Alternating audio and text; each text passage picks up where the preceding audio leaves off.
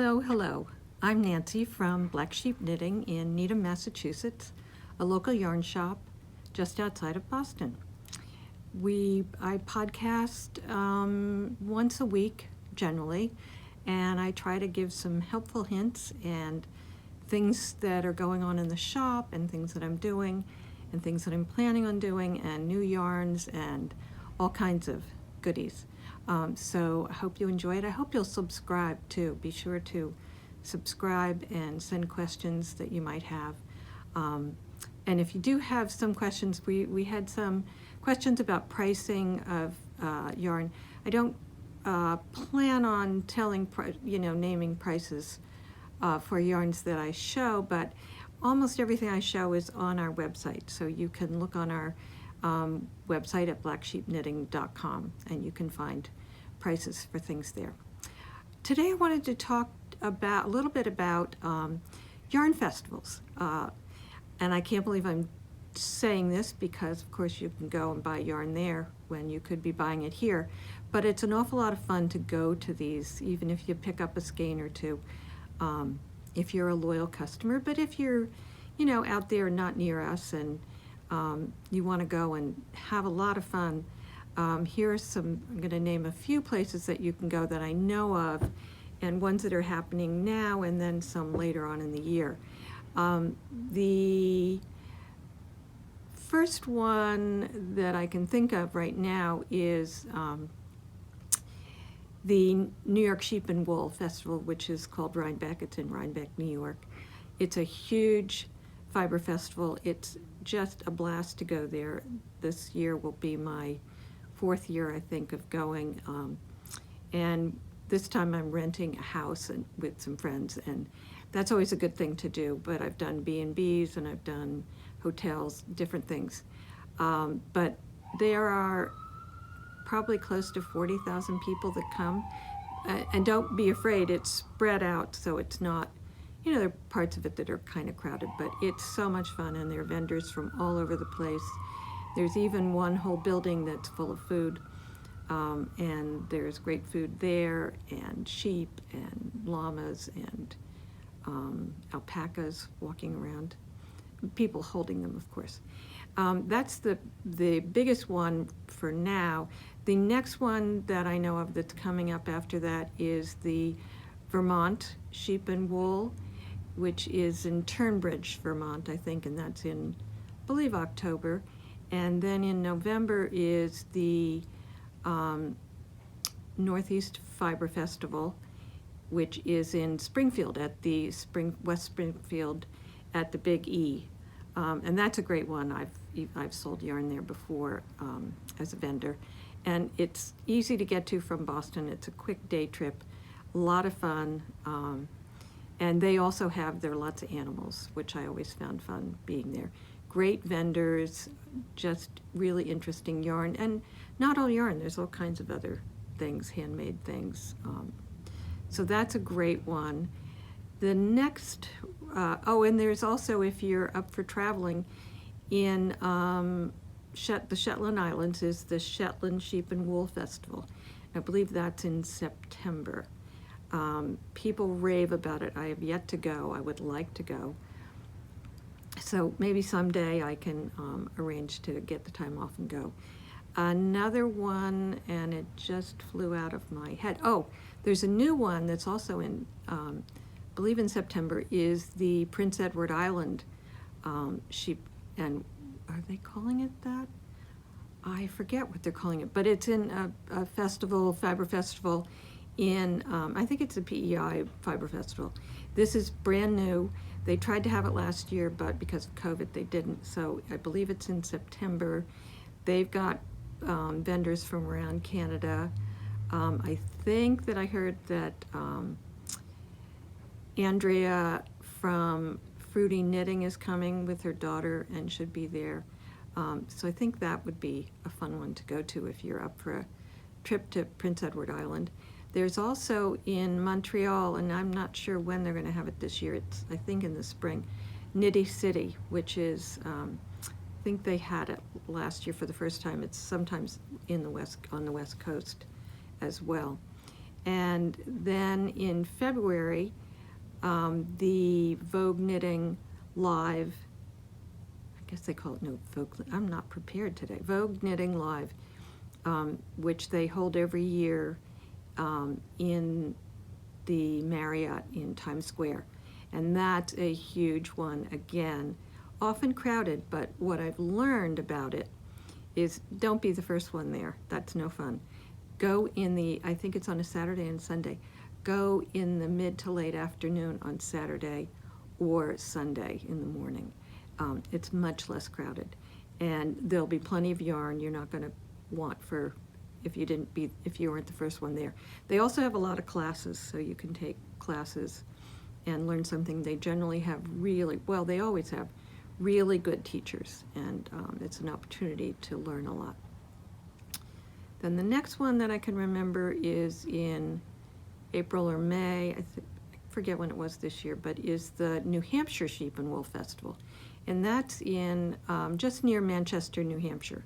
That's a great one to go to. Some of it's outdoors and some indoors. And then the next one is the Massachusetts Sheep and Wool Festival, which is in Shelburne Falls maybe, or that part of Massachusetts. And there's also the Connecticut Sheep and Wool Festival that's also in the springtime. You can find all of these listed if you look up the Knitter's Review on Google, and that has a listing, and it also has listings of classes and retreats and things all over the world, so it's a great resource, so I recommend it. I wanted to show you some things that are new. Today I have my finished object on. This is my sweater that I began at the workshop I went to in Lake Placid. I made a lot of changes to it, so I may write it up again, write it up differently, obviously, write it up myself. Obviously not there, I won't use their pattern, but I'll make up my own pattern. And then maybe we'll teach it here in the shop. This has to be the softest sweater I've ever knit in my life. It's with Surrey alpaca, and this is Machida from Malabrigo. And we're getting Surrey alpaca in the shop in the next couple of weeks. But we also have an alternative right now, which is the same color as I used, but it's in a mohair, and this is the Isayer mohair. So I recommend that. And we have obviously lots of others. So it's a fingering weight and a lace weight mohair or a lace weight Surrey alpaca, which gave me a gauge of about 5 to the inch, I believe. So that's one idea, or one finished object. I have another, finished object that I did.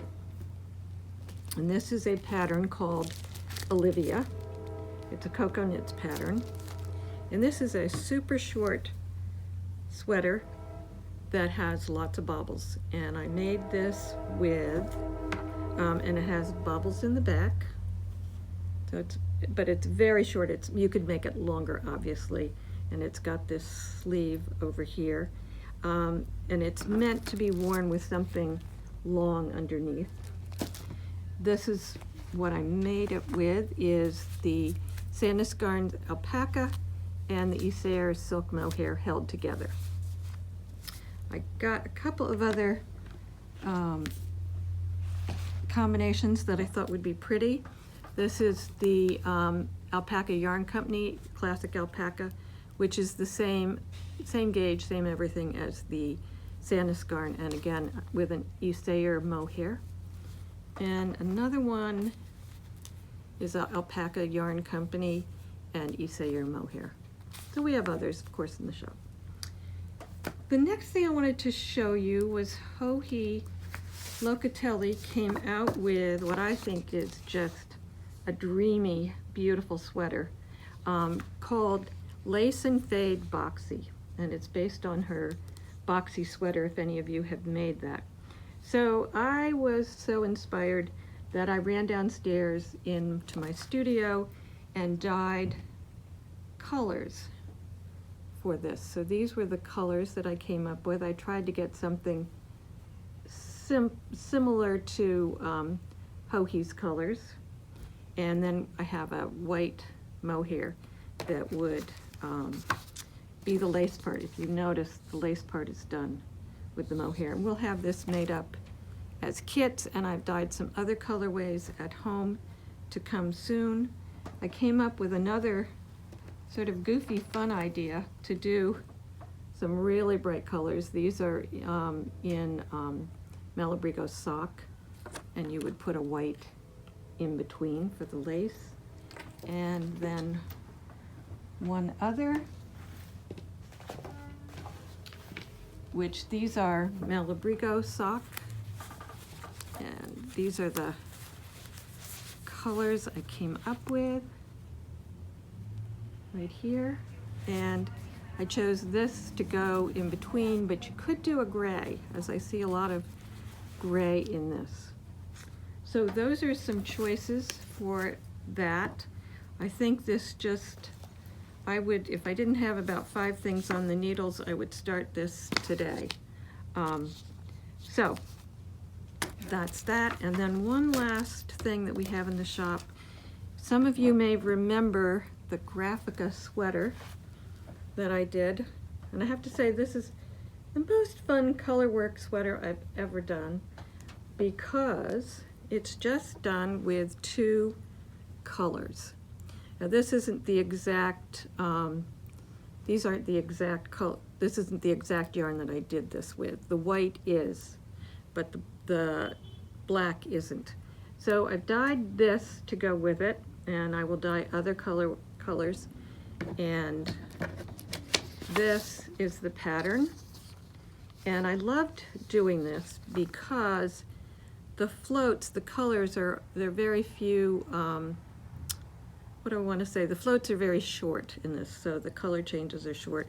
And it's so fun to watch it come up when you do it with a variegated yarn. And it looks like you used, if I look at this, it looks like I've used a ton of different colors, but in fact I haven't. So those will be in the shop, and I'm rushing through. Sorry, I don't mean to rush, but I have a favorite thing this week to show you. This is our felted little caddy that you can keep by your side. I have one at home that I keep my all my little tools with me, and it has all these pockets. They're great pockets inside and out. Outside there's some pockets here, and there's a big pocket here, and there's a little handle if you want to carry it to your knitting group or your yarn class. You can also, there's a place in here for your drink if you want to put your coffee in there. So I find this a really handy, great little bag for not a lot of money. So that's that. That was my favorite thing, and my tip for the week. So my tip is, those of you who do a long tail cast on, everyone says, well, how much yarn, and you're stretching it out in your arm or doing wraps. There's an easier way to do this. So you can get, I've got 2 balls of the same yarn, and I've taken a strand from each one. Now I could take one from the inside and one from the outside and hold them together.